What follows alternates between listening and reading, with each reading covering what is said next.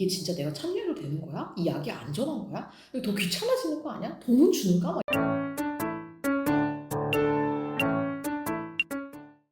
네, 여러분 안녕하세요. 오늘은 임상시험에 관한 정보를 좀 나눠보고자 합니다. 네, 사실 이제 병원, 특히 대학병원, 큰 병원 다니다 보면 임상시험 참여하실래요? 뭐 임상시험 어떻게 생각하세요? 이런 얘기를 들을 때가 많은데, 이제 환자 입장에서는 고민이 많이 될 것 같아요. 이게 진짜 내가 참여해도 되는 거야? 이 약이 안전한 거야? 이거 더 귀찮아지는 거 아니야? 돈은 주는가? 막 이런 생각이 많이 들 텐데, 임상시험을 어떤 식으로 조금 접근하면 되고, 환자 입장에서 해석을 하면 될지에 관한 정보를 드릴게요. 자, 이거는 저랑 관계없는 연구를 일부러 가지고 오려고 사이트에 올라왔던 연구인데요. 대상성 간경변증을 동반한 만성 비형 간염 환자에서 아토르바스타틴 투약과 문맥암 항진증 감소 효과에 대한 무작위 배정 임상시험. 제목이 좀 어렵잖아요. 쉽게 얘기를 드리면은 아토르바스타틴이 고지혈증 약이에요. 그래서 만성 비형 간염 환자한테 고지혈증 약을 먹으면 문맥암 항진증 그런 간경화 합병증들이 감소될 수 있는지에 대해서 무작위 임상시험, 그러니까 랜더마이즈드 컨트롤 스터디라 그래서 모든 사람한테 약을 주는 게 아니겠구나. 일부한테는 약을 주겠고 일부는 약을 주지 않은 군이 있구나라는 정보를 얻을 수 있습니다. 그리고 이제 밑에 보면요, 연구자 임상시험이라고 나와 있어요. 이제 임상시험이 두 가지가 있는데 연구자 임상시험이 있고요, 스폰서 임상시험이 있습니다. 연구자 임상시험은 진짜 의학적으로 궁금해서 저 같은 이제 교수라든지 아니면 의사들이 먼저 시작을 하자고 이제 제안을 하는 연구예요.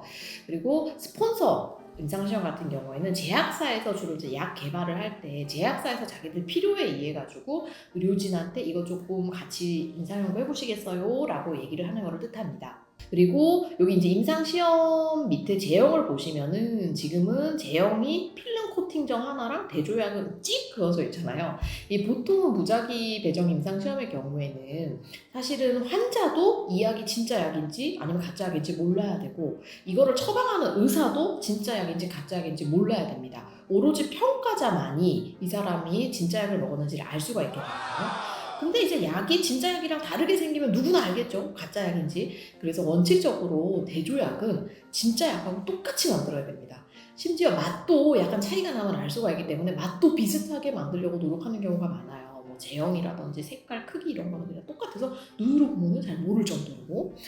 그리고 이제 요 시험의 투약 방법을 보면은 아토르바스타틴 이런 이 약 혹은 위약을 하루에 한 번 아침 식후에 복용하는 약이라고 적혀 있어요. 그러면 뭐 이 정도면 꽤 귀찮지는 않겠구나라는 이제 생각이 들 것 같고요. 선정 기준을 보시면은 이제 막 나이 제한이 이런 식으로 임상시험에 있는 경우가 많습니다. 뭐 특히 19세에서 70세 이 정도가 제일 대표적인 것 같고요. 70세가 넘어가면은 취약한 임상 대상자라고 보통 정의가 돼서 뭔가 보호 조치를 취해야 돼요. 그러니까 이 환자 말고도 보호자분의 뭐 동의서를 따로 더 해야 된다든지. 그리고 지금 여기 뭐 선정 기준을 쭉 읽다 보면은 결국 간경화인 사람이 대상이기 때문에 간경화 전 단계인 사람은 아직 참여가 이제 조금 어렵다라고 적혀 있는 거고요.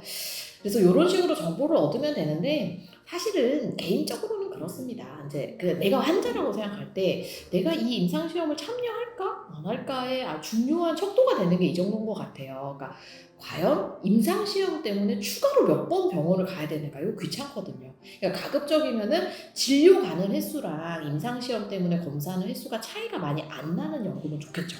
예를 들면 내가 원래 지방간 때문에 3개월에 한 번씩 병원을 가는 사람이에요. 그런데 그 임상시험도 3개월에 한 번씩만 오면 돼요. 그러면 원래 표준진료 방문하는 거랑 크게 다르지 않기 때문에 조금 더 나을 것 같고요.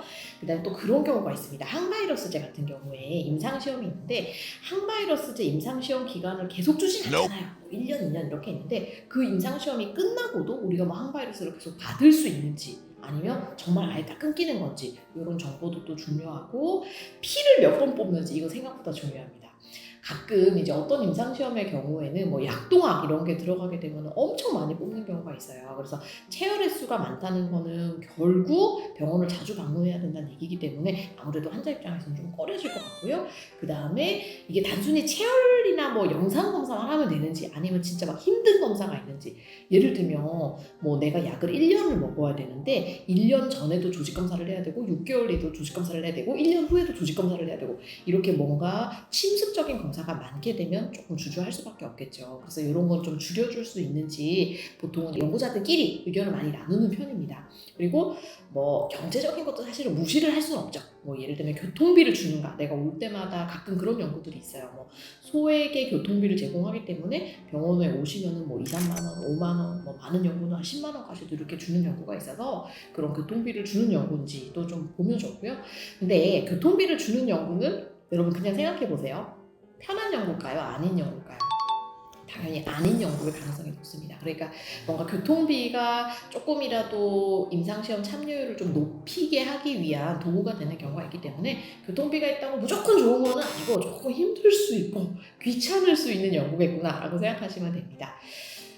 사실 조금 구체적인 임상시험을 보면서 설명을 좀 드리고 싶었는데 아직까지 이제 우리나라 특히 비형 간염이나 아니면 간질환과 관련해서는 임상시험이 잘 환자 입장에서 정리된 데가 없어 보이더라고요.